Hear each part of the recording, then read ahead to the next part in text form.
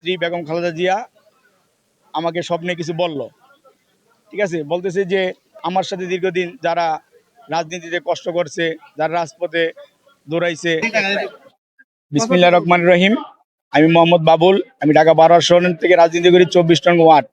তো আমি 4 তারিখে, জানুয়ারির 4 তারিখ রাত্রে আমি দেখলাম যে আমার নেত্রী বেগম খালেদা জিয়া আমাকে স্বপ্নে কিছু বলল।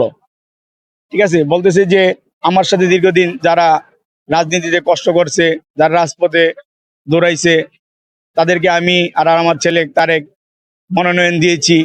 তারা মনোনয়ন পেয়ে অনেক খুশি। আজকে তারা অনেকেই মনোনয়ন থেকে বঞ্চিত, তাই তারা আজকে আমি দিয়ে আমার পাশে দাঁড়ায় কাঁদতেছে।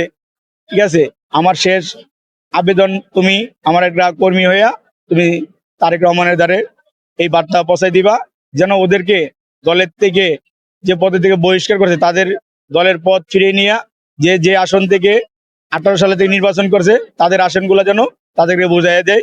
তাহলে ওনার মার মাগফিরাত এর কামনা হবে।